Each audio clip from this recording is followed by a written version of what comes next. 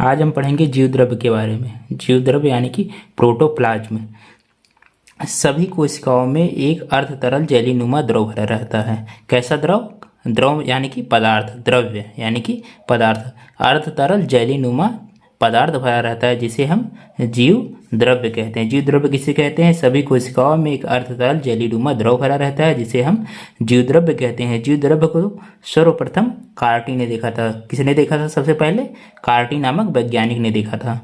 परंतु जीवद्रव्य की खोज का श्रेय डुजार्डिन को जाता है। खोज का श्रेय किसे जाता है? डुजार्डिन को जाता है, जिन्होंने इसके लिए सारकोड शब्द प्रयुक्त किया। डुजार्डिन ने इसके लिए सारकोड शब्द का प्रयोग किया। ठीक, बाद में पुरकिंजे ने 1837 ईस्वी में इसे जीवद्रव्य नाम दिया।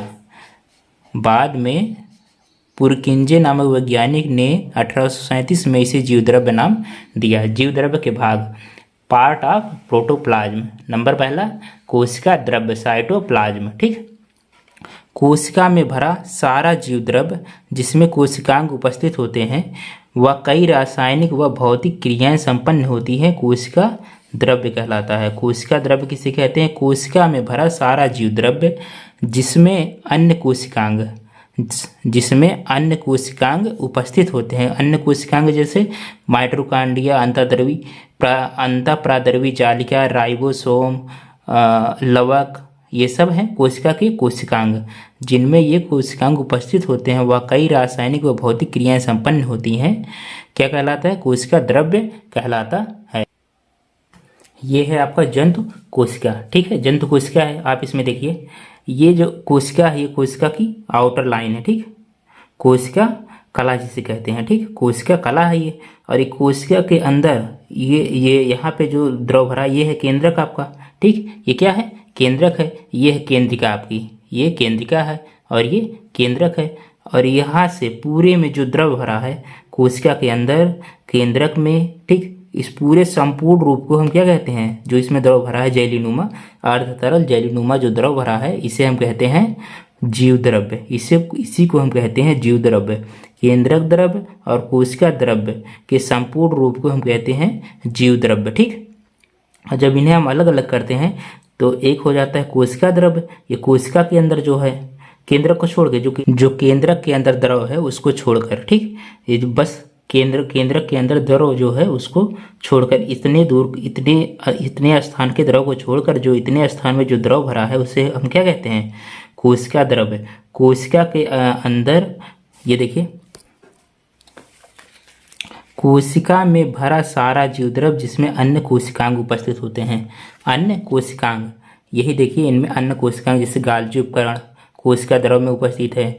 और यहाँ पे देखिए लाइसोसोम कोशिका द्रव में उपस्थित है, राइबोसोम कोशिका द्रव में उपस्थित है, माइटोकॉन्ड्रिया किस में उपस्थित है? कोशिका द्रव में उपस्थित है।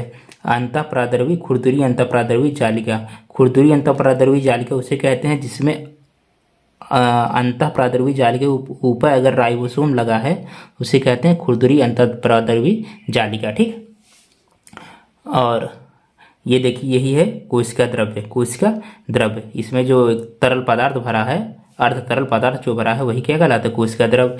चिकनी अंतःप्राद्रवी जालिका, और जो है ये इसमें ये माइटोकॉन्ड्रिया। ठीक, ये क्या है? कोशिका के कोशिकांग। ये कहाँ उपस्थित है? कोशिका द्रव में उपस्थित है। ठीक, आगे देखिए, एक बार फिर से देखिए, कोशिका द्रव में भरा सारा जीवद्रव्य जिसमें अन्य कोशिकांग उपस्थित होते हैं वह कई रासायनिक व भौतिक क्रियाएं संपन्न होती हैं, कोशिका द्रव्य कहलाता है। नंबर दूसरा, केंद्रक द्रव्य। न्यूक्लियोप्लाज्म, केंद्रक में उपस्थित जीव द्रव्य जिसमें गुणसूत्र व केंद्रिका उपस्थित होती है, केंद्रक द्रव्य कहलाता है। केंद्रक में उपस्थित जीव द्रव्य, देखिए जीव द्रव्य जिसमें गुणसूत्र व केंद्रिका उपस्थित होते हैं, केंद्रक द्रव्य कहलाता है।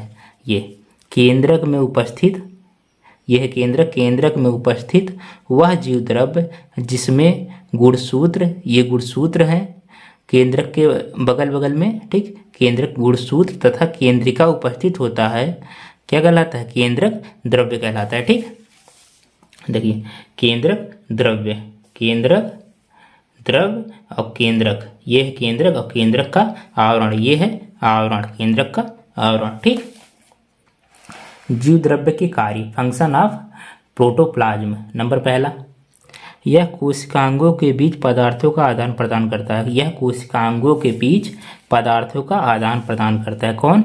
जीव द्रव्य। ये सब जीव द्रव्य है। जीव द्रव्य में ये कोशिकांग जो है तैर रहे हैं और कोशिकांग के थ्रू ही जीव द्रव्य के थ्रू ही माइटोकॉन्ड्रिया से अंतःप्रादुर्वी जालिका में या माइटोकॉन्ड्रिया से लाइसोसोम में सारे कोशिकांगों में पदार्थों का आदान प्रदान होता है। किसके थ्रू? जीव द्रव्य के थ्रू। ठीक। नंबर दूसरा, यह जैव अणुओं के संग्रहण में उपयोगी होता है। जो जैव अणु होते हैं उनका संग्रहण कौन करता है? जीव द्रव्य करता है। ठीक। वह जीव द्रव्य में ही इकट्ठा रहते हैं। ठीक। उदाहरण के लिए अमीनो अम्ल, ग्लूकोज, विटामिन, आयरन आदि जीव द्रव्य ही संग्रहण करता है। नंबर तीसरा, उपापचयी पथ की तरह भी यह कार्य करता है। उदाहरण जैसे ग्लाइकोलाइसिस। जीवद्रव्य कुंचन। जीवद्रव्य कुंचन क्या होता है? जब किसी पादप में परासरण द्वारा पानी की हानि होती है। प्रासरण द्वारा पानी की हानि होती है। अगर प्रासरण के बारे में आपको नहीं पता तो इसका लिंक हम डिस्क्रिप्शन बॉक्स में दे देंगे, आप वहां से प्रासरण किसे कहते हैं आप पढ़ लीजिएगा। ठीक। प्रासरण द्वारा पानी की हानि होती है तो कोशिका झिल्ली सहित आंतरिक पदार्थ संकुचित हो जाते हैं। जब प्रासरण द्वारा पानी की हानि हो जाती है कोशिका में से, यह देखिए पादप कोशिका। ये क्या, कौन सी कोशिका है? पादप कोशिका। जब पादप कोशिका में परासरण द्वारा पानी की हानि हो जाती है या पानी की कमी हो जाती है तो कोशिका झिल्ली सहित आंतरिक पदार्थ संकुचित हो जाते हैं। कोशिका झिल्ली सहित, ये जो कोशिका की झिल्ली है आउटर लेयर, इसके सहित इसके आंतरिक पदार्थ कोशिका के कोशिकांग सब संकुचित हो जाते हैं, एक जगह इकट्ठा हो जाते हैं, पिचक जाते हैं। यह घटना जीवद्रव्य कुंचन कहलाता है। जीवद्रव्य कुंचन यही घटना कहलाता है। जब पादप में परासरण द्वारा पानी की हानि होती है तो कोशिका झिल्ली सहित आंतरिक पदार्थ संकुचित हो जाते हैं। यह घटना जीवद्रव्य कुंचन कहलाता है। ठीक।